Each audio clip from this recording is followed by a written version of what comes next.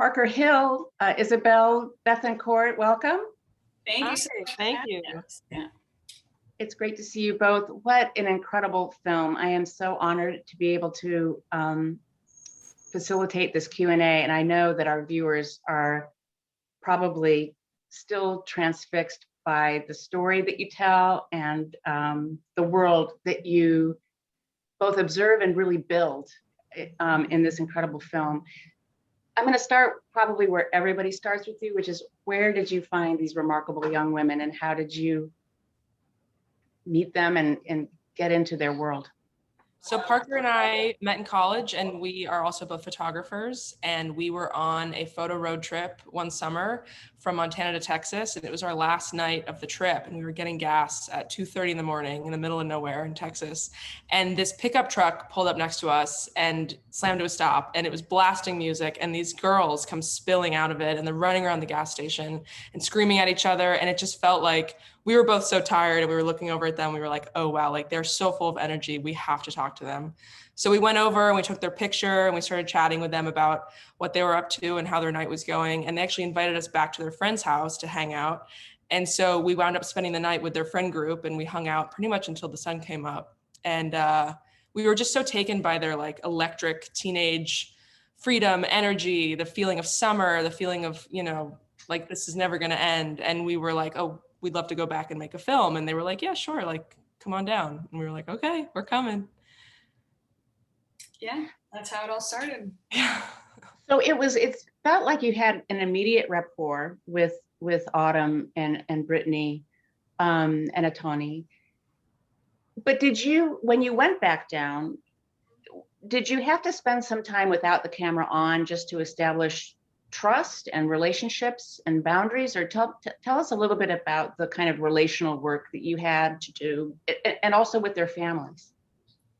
There definitely wasn't like a clear time, percentage time of camera off, camera on. We really were filming so much right away, but we also didn't really know what it's a verite doc. We had no idea what this was going to end up being about. And so because we kind of discovered it as we went, we didn't really have motives or a ton of information behind other just, interest. And so in a sense, like the girls are kind of our biggest collaborators on the film because they figured it out with us as we went. And, everything from like, they got better at interviews, the more interviews we gave, and like, we kind of did it together, which is really cool. And it was, because we just became fast friends, I think trust is something that you kind of build organically. And, you know when it's time to stop filming and you can kind of sense it and stuff like that. And there are tons of days where, I guess a percentage of a big chunk of that day wasn't filmed. And then, later that night you have like a very intimate interview and, you don't realize that's probably because of the day you spent together, but you start to kind of just, it just kind of happened organically. But looking back at it, I'm sure time spent, like every trip we would go down, we kind of started to say like, oh, I didn't know we could get closer with them until now. And then until now. And it just kind of kept growing. So you say every time you went down, you were there. So you weren't there all summer. You would take different trips. Most of the film was shot between March and August, but largely like May to August. And it was like 2.5 or 3 weeks down there and then 1 or 2 weeks back. It was kind of just about availability, and it was kind of incredible for us as first time, filmmakers, because we got to like watch the footage and learn from it and then go back down and like know how to maybe try again on a certain topic for an interview or stuff like that.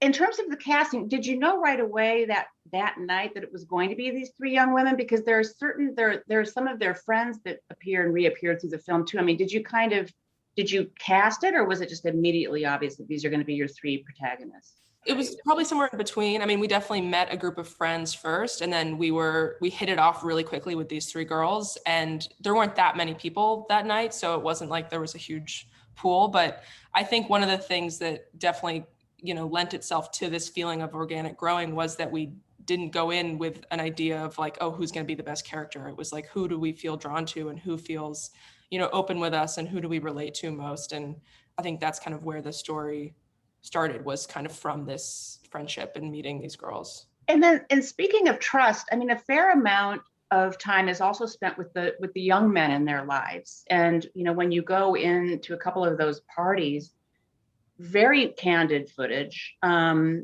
What did you have to do to establish trust with them? Well, it's interesting on the casting note, because when this project started, like that first night, we met boys and girls, and our first trip back, we spent pretty much equal time with boys and girls. So it wasn't immediately clear to us that this movie would be about a group of girls. It was really an idea that kind of came about organically from the more we spent time with everyone. And then when we went home and watched the first set of footage from the first trip, you know, our interests and where we thought there was more that we wanted to know about kind of eventually ended up going to girls. But we kind of spent equal time at the beginning with both, you know, boys and girls, and kind of just the whole group of friends. And I think too, once we got in with the friend group, it was now like we were kind of known in the town as being, oh, they were just around, they're friends with the girls. And so it didn't take a lot of... We'd be on people's Snapchat. They'd be like, oh, film crew's in town. Great. Like, it wasn't weird for us to show up at a party, which now sounds weird, but in the time it felt very natural.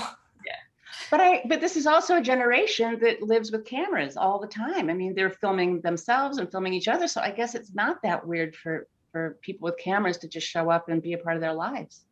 Yeah, exactly. There was definitely one or two times where some guy would be like, oh, I'm going to do something crazy for the camera. And we're like, we're not going to film it. That's not what we're doing here, you know? So, yeah.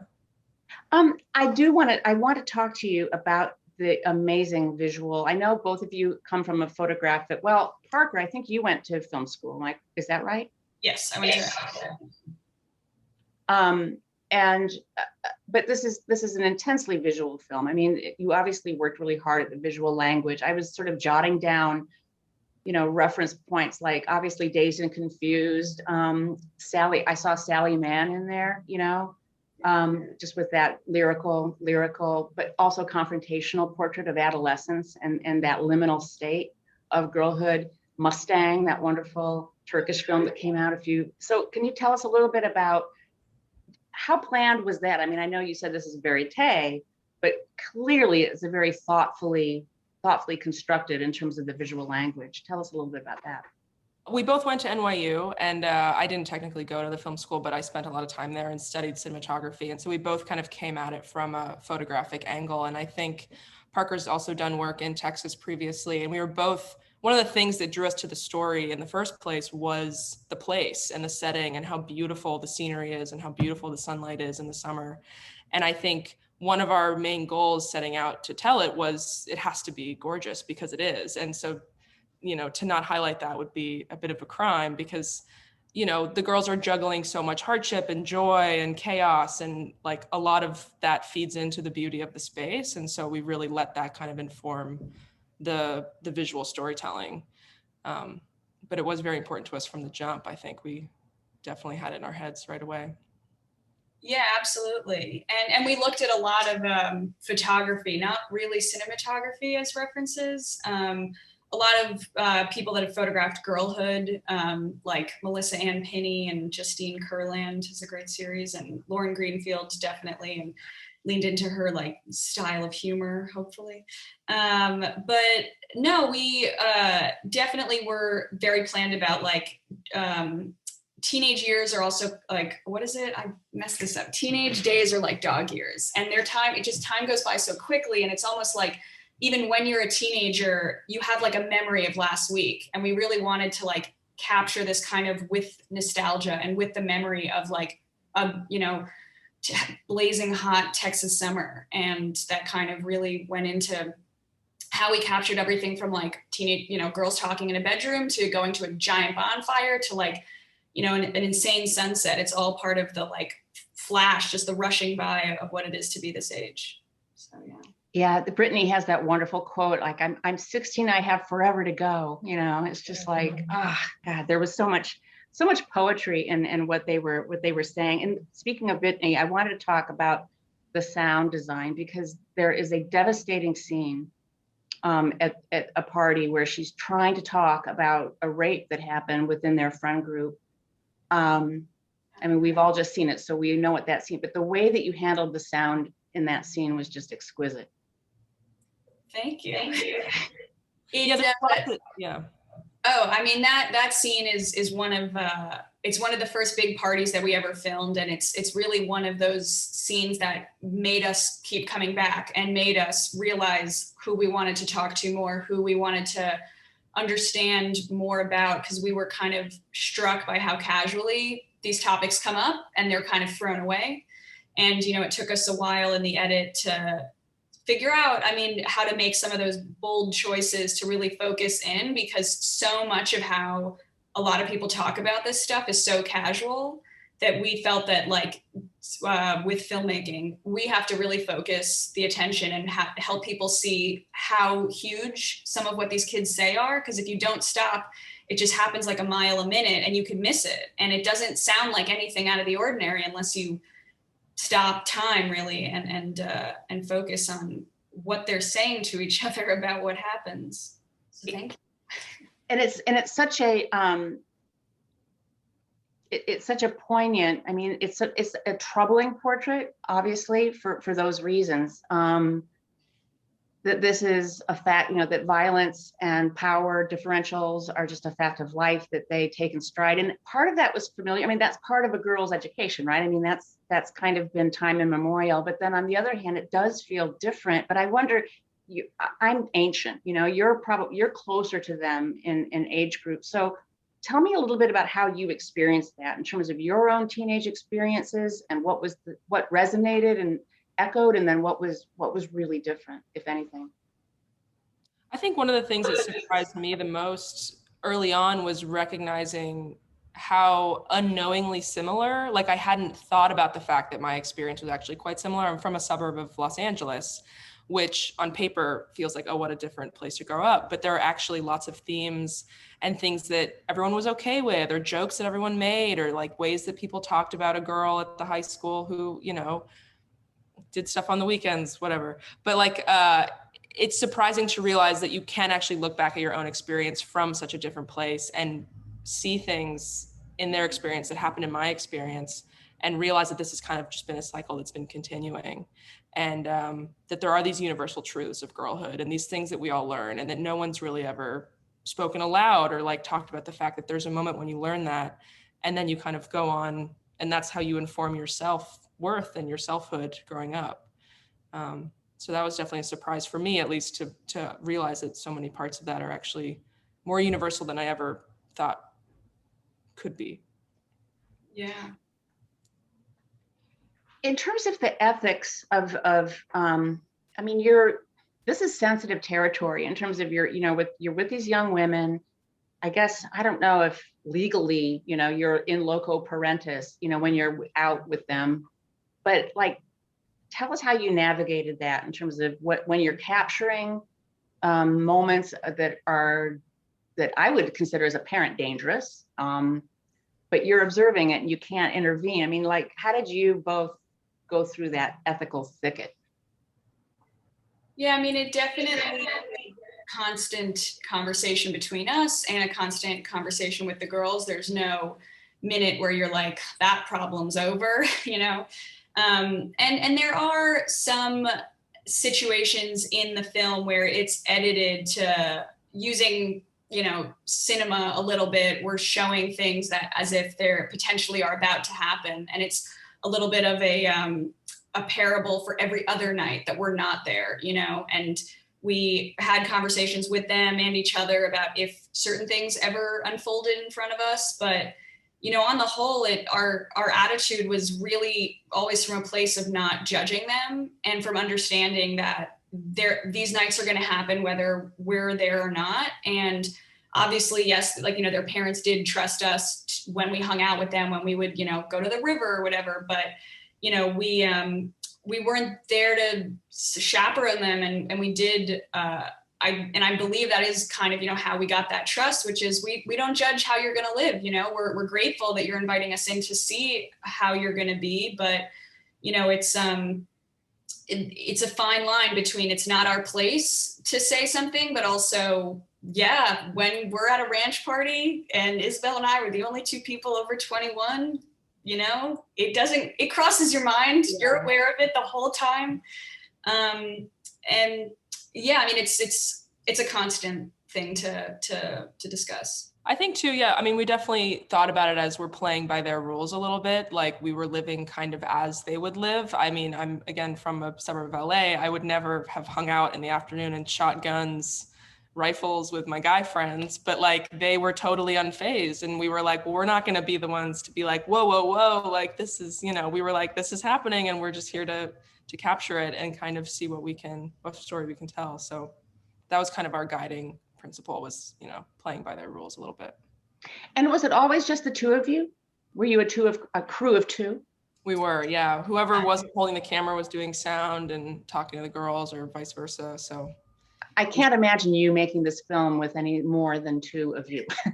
Yeah, we thought about it. I mean, sometimes there just literally wasn't enough room, you know, in the pickup truck for anyone else. But a lot of times too, I think it really made it feel like an intimate conversation. Like we were getting to know them, and the film hopefully feels like this kind of observation and getting to know the girls from a pretty intimate point of view that hopefully is on their level as well. Like we sat on their floors for hours and chatted with them. And yeah, I don't think, you know. I don't think we could have been any older either. Looking at, like, now that like all of us, including the girls, have reflected on the situation, like we couldn't make this if we were 10 years older.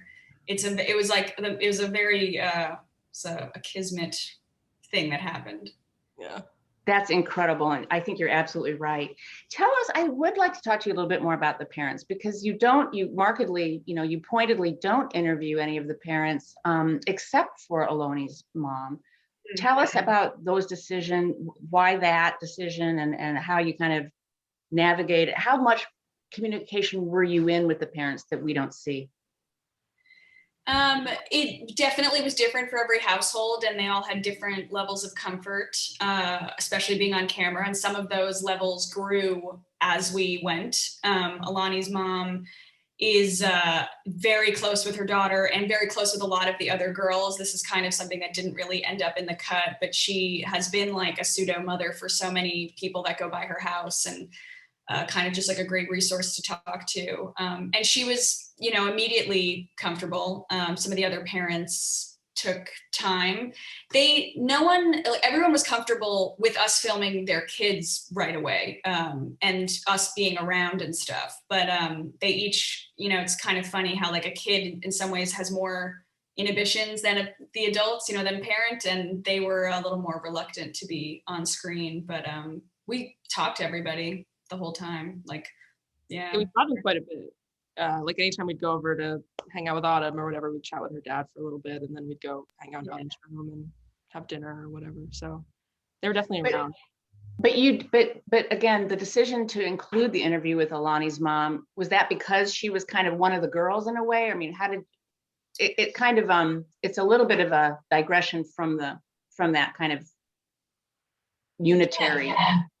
Yeah, in one of the earlier cuts, she was fully one of the characters, just like the others. And we kind of started to see that in Alani's story, that what was happening with her mom and her family kind of really went hand in hand with what she was experiencing. And so we decided to kind of keep that as an element of her story to help understand where she's coming from.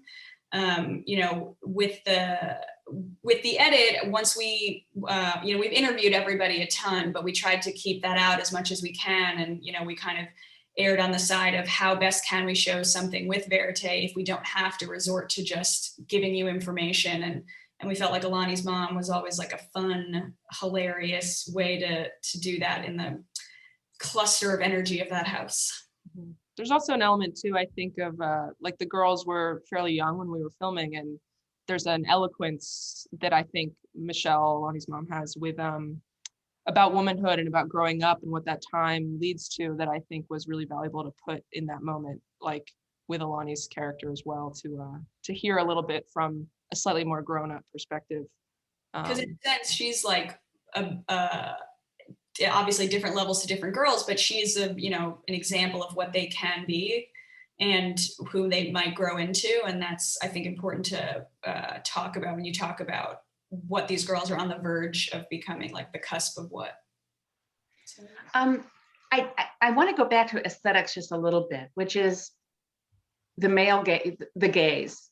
Sure. You know, there are a couple of moments in this film, like there's this one shot taken from the back, close up from the rear of, and they're in shorts with their phones in their pockets. And as a piece of cinematic grammar, right, that could be contextual, you know, that could be really male gazy. And it is so much about their bodies, those legs and that hair, and that's, you know, it is sensual. But obviously, you know, you're coming at it from a completely different point of view. So just tell us a little bit about navigating the gaze and those I think challenges. that's in particular, I think, I saw it while we were walking and I was like, this is the funniest thing, because their pockets are extremely small, because I think it's a, you know, women's clothes, whatever, notoriously have tiny, tiny pockets that are not useful for anything. And then the phones are so big. And so I think it was definitely, that shot at least is a humorous shot about the phones in the pockets, as more so than the body parts, I think. But I mean, in terms of capturing their lives, I think, you know, we never really thought about, I mean, it's a good question. We never took into serious consideration the idea, like we never. It was thought, only, yeah. I'm going to jump in and say that shot, and there happens to be one or two others, that it was only until the film premiered that people told us what they see when they look at it. And we don't see that. And I think that the idea of a gaze, you know, it obviously, and it wasn't not on our minds the way we captured them, and also in the edit. Of course, we understand some people are always going to see a certain angle, and you know, we're not unaware, but it's interesting when you talk about how does someone claim their gaze, or like what is ours, and it's like, well, you can't not take into account how other people are going to look at it. And maybe in 30 years, or I don't know, like maybe we'll be past that at some point where you can feel the difference. But it's that shot in particular has always been a hilarious shot to us. And we've heard interesting feedback on it, you know, how like they're trying to be older, you know, they're trying to sexualize themselves because they want to be seen. And it's like, it's funny to have such a specific example where like we know what we thought, and we're aware of, you know, other people are going to see it in a certain way too. Indeed. Now we're approaching our end, which breaks my heart, but I cannot wait any longer to ask for an update. How are these girls? Where are they in life? They're doing great. In Texas. Brittany just graduated high school. Autumn graduated high school. They're both planning for college. Alani still has another year of school, so she's doing well in that. But they're all, you know, they're all doing well. Alani just went to prom, and they all have jobs over the summer and are saving up for various things, houses or college or whatnot. So they're doing well. Yeah. Glad to hear it. You know, and this circles back to Michelle a little bit, and what she's teaching them about that toughness. And I think that's something I was reflecting on my own adolescence around toughness. Like, was that a message I got? And how did I internalize that? Because that's such a through line in this film, is that they're having to kind of affect it, like as a bravado and as a persona. But it seems like, and part of me was admiring them, like, wow, I wish I'd been that brave. You know, I wish I had been that self-conscious about being tough and knowing I had to be tough. But then at the same time, I feel like it's often at the expense of their own emotional health. Yeah. And their own emotional needs. And so I guess, and I hope I'm echoing a lot of our viewers, you know, as caring adults who have so much compassion for these young women, and then the young women we see in our lives every day, like what are they not getting from us, meaning their parents, their educators, all the adults in their lives who care about them? What do they need from us that they're not getting? I mean, that's a great question. It's a great question. Yeah. We talk a lot about like the lessons of toughness that girls have to learn. And it's funny to think about, what does it mean for a 14, 15, 16-year-old to survive? But I think, and when you're building yourself up at that age, I think the lessons you're learning then do impact you forever. And it's one of the questions that we hope to ask with the film, which is like, what did we all learn at that time and what has it led to in all of us, women particularly, but everyone I hope can relate to that too. I think guys have their own version of that as well that we've seen. Absolutely. And I think, you know, when we talk about how what they've been through has hardened them, something that is one of the last lines of the film, it's Alani when she's wrestling, but one of the, you know, lessons she kind of learned throughout making this and also growing up is that, like, to not talk about what's going on is only going to keep her isolated and hardened. And to be tough is great, but to talk about what you've been through might also help as well. And so we encourage people to talk about what's going on with them, and hopefully this film can facilitate some of those conversations. I think it will. I cannot thank you both enough. Parker Hill, Isabel Bethencourt, beautiful film. I can't think of a better way to close out this year's AFIDOCS 2021. I want to thank you both for bringing your film to us and for being here. I want to thank our viewers for watching the film and participating and witnessing this Q&A. Thank you all for coming to AFIDOCS 2021. I know we are going to see each other in person next year. Thank you. Thank you so much.